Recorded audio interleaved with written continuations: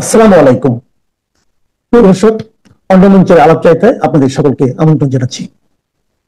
আজ আমাদের সঙ্গে অতিথি হিসেবে আছেন অস্ট্রেলিয়া প্রবাসী কলামিস্ট এবং লেখক জনাব অজয় দাশগুপ্ত। জনাব অজয় দাশগুপ্ত, আপনাকে আমাদের অনুষ্ঠানে স্বাগত জানাচ্ছি। আশা করি আপনি আমাকে শুনতে পাচ্ছেন। আমি শুনতে পাচ্ছি আপনাকে আপনাকে এবং অন্য মঞ্চের দর্শক শ্রোতাদের আমার ভালোবাসা ও প্রীতি জানাই। অজয় দা, আমাদের দেশের যে বর্তমান রাজনৈতিক অবস্থা, যদি আপনি সবই জানেন, দূরে থেকে আসলে বেশি জানা যায়। তো আমরা যারা কাছে আছি, আমরা তো ঘটনার ভেতরে থেকে অনেক সময় বুঝতে পারি না।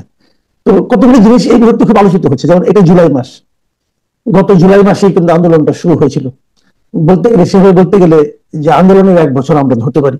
এর মধ্যে কতগুলি বিষয় নিয়ে বেশ আলোচনা হচ্ছে। যেমন জুলাই একটা তারা প্রোক্লেমেশন করতে চাচ্ছে, এটা নিয়ে সরকার করতে পারবে কি পারবে না। এর মধ্যে আবার দেখলাম যে এনসিপির নেতা নাহিদ ইসলাম বলছে এই সরকারের উপর তারা ভরসা করতে পারছে না এবং অগাস্টে তারা নিজেরাই ঘোষণা করে দিবে। তো এটা তো নিজেদের ঘোষণা করার বিষয় নয়, এটা তো একটা সামগ্রিক আন্দোলন ছিল। পুরো একটা দল ঘোষণা করলে কেমন হবে, সরকার যখন ঘোষণা করবে তার সঙ্গে সবাই সম্পৃক্ত থাকবে কি থাকবে না, সেটাও তো একটা আলোচনার বিষয়। এই জুলাই প্রকাশনে যেটা হচ্ছে, তারপরে আপনার আরেকটা জিনিস যে রাজনৈতিক মত তৈরি করা সংস্কার বিষয়ে আমরা দেখছি কেবল মিটিং হচ্ছে, তাতেও কোনো ফল হয়তো আসছে না। তো এটা তো একটা বাস্তবতায় দাঁড়িয়ে আপনার কি মনে হচ্ছে আমাদের দেশের রাজনীতি আসলে সামনের দিকে কেমন যাচ্ছে? শুরুতেই আপনি একটা গুরুত্বপূর্ণ বিষয় উপস্থাপন করেছেন। তার আগে আমি একটা কথা বলতে চাই, পৃথিবীতে আপনি আমাকে আফ্রিকারও একটা দেশের নাম বলতে পারবেন না যেখানে ক্ষমতায় থাকা একজন মানুষ একটা ম্যাগাজিন নিয়ে, এবং সেই ম্যাগাজিন ধরা পড়লো আপনার এয়ারপোর্টে, নির্বিঘ্নে পার হয়ে গেল সহকারীকে দিয়ে। এখন তাহলে সিকিউরিটির প্রয়োজন কি? এবং আমি আরেকটা জিনিস, আমি গণমাধ্যমকে ধরেন, আমরা দীর্ঘ সময় ধরে গণমাধ্যমের সাথে আছি। আপনি তোয়াব ভাইয়ের অধীনে কাজ করেছেন, আমি তোয়াব ভাইয়ের অধীনে লেখালেখি করেছি, বজলুর রহমানের অধীনে লিখেছি, আহমেদুল কবিরের অধীনে লিখেছি। তো আমরা এদের কাছ থেকে যেটা শিখেছিলাম যে সাংবাদিকতা নিষ্ঠা এবং নিয়ম, কেজি মোস্তফা আমি যদি নামগুলি বলি, যে একটা নিয়ম আছে, সন্তোষ দা কিংবা ধরেন যাদের কথাই বলি না কেন, একটা নিয়ম আছে, লেখাপড়া জানতে হয় মিনিমাম। আমাদের সাংবাদিকরা দেখলাম ম্যাগজিন এবং ম্যাগাজিনের তফাৎ বোঝে না। আমি প্রথম ভেবেছিলাম ও বোধহয় কোনো ম্যাগাজিন নিয়ে যাওয়ার সময় ধরা পড়েছে, পরে বুঝলাম it was a magazine, it's not magazine, right? এবং দেখেন, যেটা মুশকিল, যেটা আশ্চর্যের বিষয়, সেটা হচ্ছে এটা নিয়ে কেউ কোনো কথা বলছে না। এবং আপনি যেটা বললেন যে প্রোক্লেমেশন তো দূরের কথা, স্বরাষ্ট্র উপদেষ্টা বাচ্চা ছেলের মতো বলছে যে মোবাইল এবং কি যেন নিতে গিয়ে এটা না নিয়ে, চশমা এটা না নিতে গিয়ে এটা না নিতে গিয়ে এটা। এই জন্য আমি স্যাটায়ার করে বলেছি যে চাটগায় একটা কথা আছে, গুড়া হওয়ার মতো আচার খান, মানে বাচ্চা ছেলের পেশাবে আচার খাওয়া। বুঝতে পেরেছেন? তো এটা তো অনেকটা তাই হয়ে গেল না? এটা তো একটা ডিক্লারেশন প্রয়োজন ছিল যে কেন এটা ঘটেছে এবং ভবিষ্যতে এটা ঘটবে না। এটার থেকে আপনি তার যারা ফলোয়ার, তার যারা, তাকে যারা পীর মানে, তারা যে উৎসাহিত হবে না তার গ্যারান্টি আপনি কোথায় পেলেন? এবং আরেকটা জিনিস হচ্ছে, এটা তো নিশ্চিত হয়ে গেল যে নিয়ে যাওয়াও যেতে পারে, আবার ধরা পড়লে দিয়েও চলে যাওয়া যেতে পারে। তাকে তো জিজ্ঞাসাবাদও করা হলো না। তাহলে আপনি আইনের মুখোমুখি, হ্যাঁ আইনের মুখোমুখি তো সবাইকে হতে হবে, তাই না? না, একটা জিনিস আপনি খেয়াল করেন, আপনি যে পয়েন্টগুলো ধরেছেন এগুলো আমি নিজে কথা বলেছি। মানে একটা জিনিস হলো কি, উনি যখন ওনার প্রোটোকল অফিসারকে দিয়ে গেলেন, উনি সেটাও পারেন না। অস্ত্র কিন্তু আপনার একান্ত ব্যক্তিগত, আপনি কাউকে দিয়ে দিতে পারবেন না, কাউকে হস্তান্তর করতে পারবেন না। তো উনি, আর অস্ত্রটা কি, গুলিটাও কিন্তু অস্ত্রের পার্ট, অবশ্যই। তো উনি যেটা পারেন না। আবার 2 নম্বর হলো, অস্ত্র আইনের নিয়মই আছে যখন আপনি কোনো একটা অস্ত্র আপনার আপনার লাইসেন্স থাকবে, আপনি যখন দেশের বাইরে যাবেন তখন ওটাকে আপনার মালখানায় জমা দিয়ে যেতে হবে। এক্স্যাক্টলি। উনি এটা ঘরে রেখে গেছেন। মানে এবং আপনি যে কথাটা বললেন খুব একটা গুরুত্বপূর্ণ কথা বলতে, যে একজন লোক স্বরাষ্ট্র মন্ত্রণালয়ের দায়িত্বপ্রাপ্ত ব্যক্তি, উনি আবার একজন লেফটেন্যান্ট জেনারেল ছিলেন অবসরপ্রাপ্ত এখন। তো একজন লেফটেন্যান্ট জেনারেলের কথা আপনি শুনেন, মানে এটা কেমন মনে হয়? একটু পিছনে যান, promoted by Sheikh Hasina as a general. এবং আপনার এখন প্রশ্ন হচ্ছে, তিনি প্রায় এগুলো বলছেন, এবং আমার কেন জানি কি মনে হচ্ছে জানেন, এটা হচ্ছে বালসুলভ চপলতা। এটারও একটা ক্যারিশমা আছে, কিন্তু উনি ওইটার ইয়েটা ভোগ করতেছেন, ওইটার আশীর্বাদটা উনি ভোগ করছেন। উনি হি shows that he is innocent, but he knows, উনি জানেন আসলে। আমরা এই আলোচনা থেকে দূরে গিয়ে ওইখানে আসি, আপনি যেটা বলছিলেন যে জুলাইয়ের ইয়ে, দেখেন জুলাইয়ের এগুলো কিছুই হবে না। হবে না কারণ আপনার তো বেসমেন্টটা আগে দরকার না? আপনি একটা বাড়ি বানালে আগে তো ভিত্তিটা দরকার। কোন ভিত্তির উপর এই বিপ্লব হলো, কোন ভিত্তির উপর আসলে বিপ্লব হয়েছে কিনা, এগুলিই যেখানে আপনি স্থির করতে পারছেন না, সেখানে প্রোক্লেমেশন হলেও কি না হলেও কি। এবং দেখেন, যে কথাটা বলতে বলতে আপনারা ক্লান্ত হয়ে গেছেন, আমরাও বাইরের থেকে দেখছি যে আলী রিয়াজকে কোথা থেকে নিয়ে গিয়ে সংস্কারের একটা বিশাল দায়িত্ব চাপিয়ে দেওয়া হয়েছে। এখন হচ্ছে সংবিধানই থাকবে না, পুরো সংবিধানই না থাকার একটা সম্ভাবনা নাকি দেখা দিয়েছে। তাহলে আপনি কিসের প্রোক্লেমেশন, কিসের উপর ভিত্তি করে আপনি কথা বলছেন? আমি প্রতিবারই আপনার সাথে কথা বললে যেটা বলি যে দেখেন, একটা গল্প আছে না আমাদের দেশে, যে এক ভদ্রলোক ব্যক্তিগত নিরাপত্তার জন্য কামান চেয়েছিল। তো ওসি তাকে ডেকে বলছে যে আপনি কামান চাচ্ছেন কেন ভাই? কামান কেউ চায় ব্যক্তিগত নিরাপত্তার জন্য। বলছে গত বছর আমার ছেলের বিয়েতে 25 কেজি চিনি চেয়েছিলাম, আপনি কেটে দিয়েছেন 5 কেজি। তা আমি ভাবলাম যদি কামান চাই অ্যাটলিস্ট একটা পিস্তল পাবো, তাই না? এখন এখন প্রশ্ন হচ্ছে আপনার, এরা যে কি করছে, কিসের, আপনি আমাকে বলেন যে জুলাই স্মারকটা কিসের, কিসের এটা, মানে এটার ভিত্তিতে কি হবে? এরকম গণ অভ্যুত্থান পৃথিবীর বিভিন্ন দেশে হয়েছে কিন্তু, এবং আপনারা যাকে হটিয়েছেন আমার কাছে বারবারই যেটা মনে হচ্ছে যে জিনিসটা আমরা আর দেখতে চাই না বলে এটাকে মনে মনে করা হয়েছিল যে এটা ঘটেছে, এবং এটাকে সমর্থন করেছে অনেকে। আমরাও অন্তর্গতভাবে চেয়েছি যে অচলায়তনের অবসান হোক, একনায়কতন্ত্রের অবসান হোক, কিন্তু আপনারা আবার সেই রূপেই ফিরে আসছেন। এবং এগুলো কি আপনার বলছে যে নতুন বাংলাদেশ, আপনি দেখেছেন নিশ্চয়ই, পরে বোধহয় দিবসটা বোধহয় না পালানোরও সিদ্ধান্ত হয়েছে। এরা তো নিকট ইতিহাস, এরা তো নিকট ইতিহাসও জানে না। মাঝখানে তার একটা শব্দ খুব মানে একদম শুরুর দিকে আমরা শুনলাম যে নতুন রাজনৈতিক বন্দোবস্ত। 1 বছরে কিন্তু আমি বুঝতে পারি নাই বন্দোবস্তটা কিসের, কিসের নতুন রাজনৈতিক বন্দোবস্ত। আচ্ছা, নতুন রাজনৈতিক বন্দোবস্ত, আমি ইতিহাসের ভালো ছাত্র ছিলাম, লর্ড কর্নওয়ালিসের চিরস্থায়ী বন্দোবস্তই টিকে নাই। ওইটার নাম ছিল চিরস্থায়ী বন্দোবস্ত। চিরস্থায়ী বন্দোবস্ত জীবনের জন্য অ্যাবলিউশড হয়ে গেল, মানে অবসলিউট হয়ে গেছে। আর আপনি এই বন্দোবস্ত টিকবে? আপনার মাথা খারাপ। আর একটা কথা শুনেন, যে কথাটা আপনি বলেন এবং অনেকে বলে, বাংলাদেশে আওয়ামী লীগ হচ্ছে তৃণমূল পর্যায়ের একটা দল। আমরা সমর্থন করি বা না করি, এই বাংলাদেশ নামটি বাংলাদেশের মুক্তিযুদ্ধ এবং ইতিহাস আওয়ামী লীগের হাত ধরে বড় হয়েছে, জন্ম হয়েছে। আওয়ামী লীগের যারা নিরীহ কর্মী আছে মাঠে গ্রামে গঞ্জে, আমি তো সবসময় একটা কথা বলি, এটা লিডারশিপটা ছিল অপদার্থ, যে কারণে আজকে এই পরিণতি ভোগ করতে হচ্ছে। কিন্তু প্রতি গ্রামে প্রতি মহল্লায় 2 জন লোক আছে যে আওয়ামী লীগের জন্য প্রাণ দিতে পারে, যেটা আর কোনো দলের নাই, বুঝছেন? তাহলে এই দলটাকে, মানে আপনার রিকনসিলিয়েশনের কথা বলছে, জামাতের সাথে রিকনসিলিয়েশন করা হয় নাই বলে আস্ফালন করছে, খেদ করছে, দুঃখ করছে, কিন্তু আওয়ামী লীগের সাথে রিকনসিলিয়েশনের কথা বলছে না। আরে আওয়ামী লীগের নেতৃত্বকে বাদ দিয়েই তো রিকনসিলিয়েশন করতে হবে, তাই না? পুরনো নেতৃত্ব যে পাপ, আপনি গ্রামে গঞ্জে ওয়ার্ডের যারা আওয়ামী লীগ, যুবলীগ, ছাত্রলীগ, মাত্রলীগ এগুলি করে, ওরা তো 10 টাকা কামাইছে হয়তো, কিন্তু তাকে আপনি টার্গেট করছেন কেন? আপনি তো আসল লোকদের একজনকেও টার্গেট করতে পারেন নাই। আসাদুজ্জামান খান কামালও নাই, ওবায়দুল কাদেরও নাই, কেউ নাই। আপনি ধরেছেন কাদেরকে? একেবারে নিরীহ প্রান্তিক মানুষজনকে। এখানে একটা কথা ভুলে যাওয়ার আগে বলি, আপনি প্রোক্লেমেশন দিয়ে কি করবেন যে দেশে একজন নারীকে ধর্ষণ করে তার ভিডিও প্রচার করে দেওয়া হয়?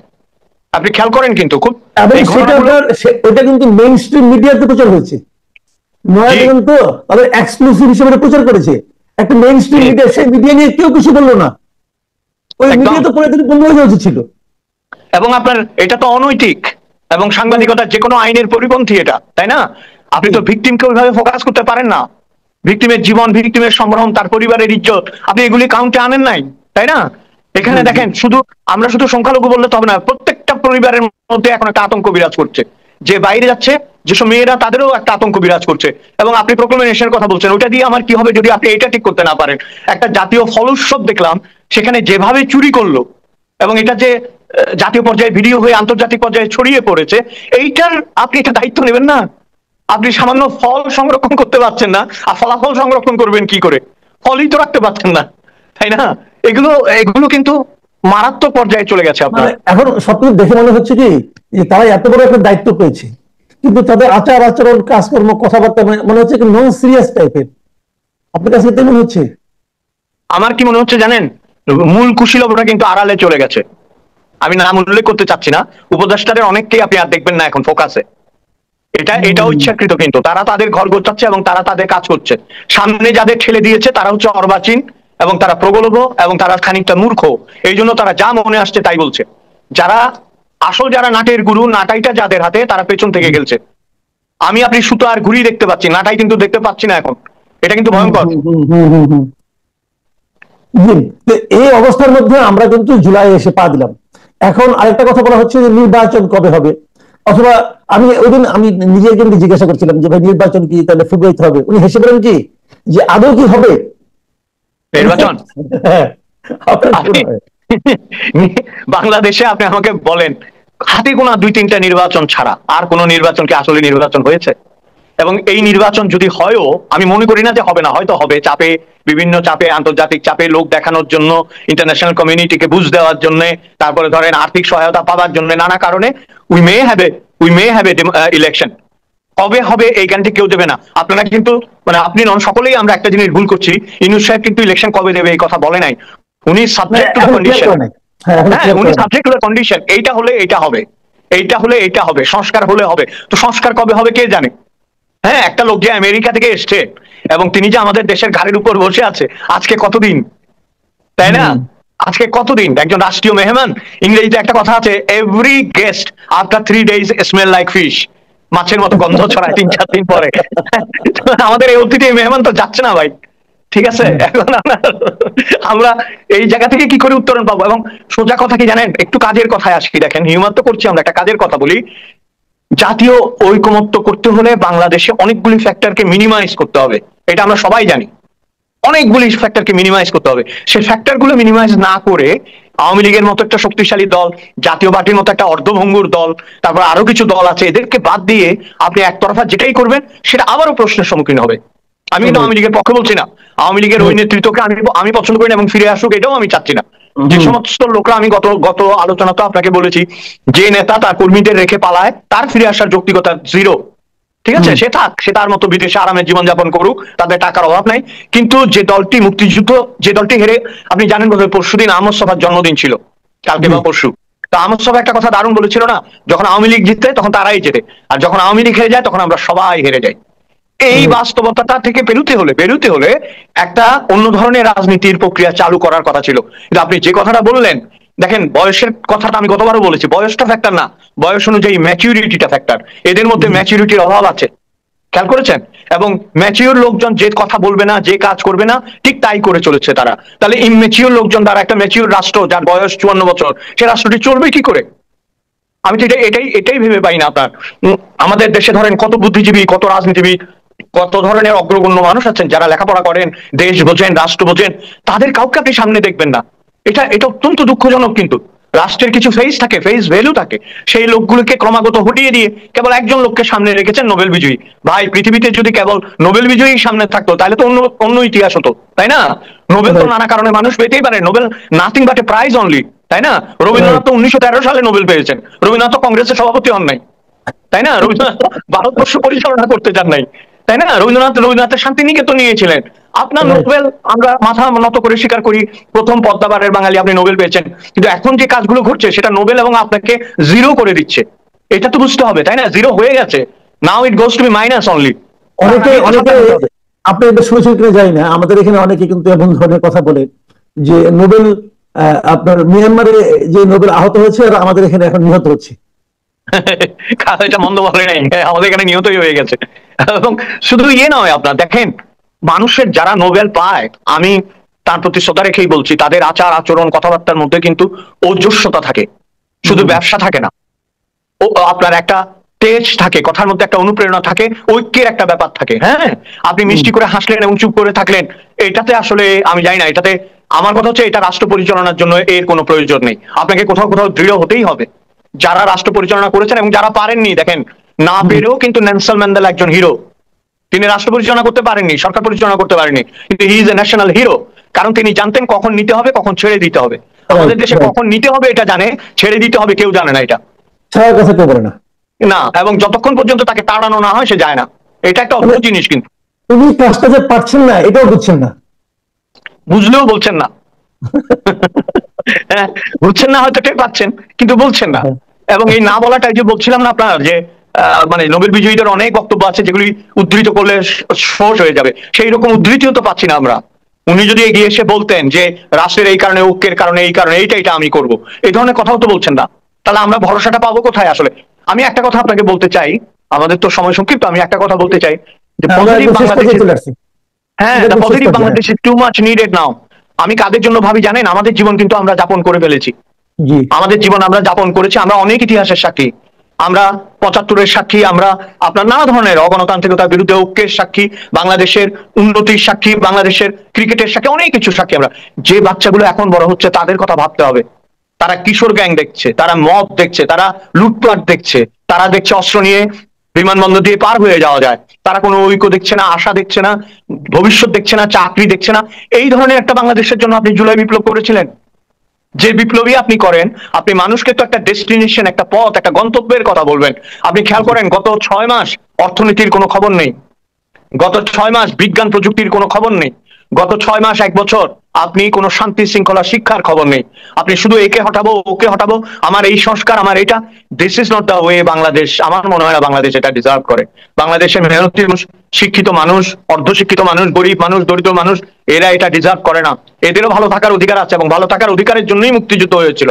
এখন শেষ করার আগে যেটা বলতে চাই, যারা মুক্তিযুদ্ধই স্বীকার করে না তারা মুক্তিযুদ্ধের বাংলাদেশকে ভালোবাসবে কি করে, এগিয়ে নেবেই বা কি করে? অনেক ধন্যবাদ, অনেক ধন্যবাদ জনাব অজয় দাশগুপ্ত। আপনি একটু মানে আবেগ প্রবণ হয়ে গেছেন শেষ দিকে, কিন্তু যারা বিদেশে থাকেন তাদের পক্ষে এটা আসলে ফিল করা সম্ভব। আমরা এগুলো দেখে দেখে এতটাই আমরা হয়ে গেছি, হতাশ হয়ে গেছি, যে এগুলো আসলে মানে কি বলবো আর। খুবই দুঃখজনক, আমাদের অনেক কিছু দেখতে হচ্ছে। তারপরেও আমরা তো আশা করতেই পারি আগামী দিনগুলো ভালো হোক, সে প্রত্যাশা করি। আপনার সঙ্গে আগামীতে আবারও মিলিত হওয়ার ইচ্ছা রাখি। ভালো থাকবেন আপনি। ধন্যবাদ আপনাকে। আপনারা ভালো থাকবেন। এখন এই পর্যন্তই। আল্লাহ হাফেজ।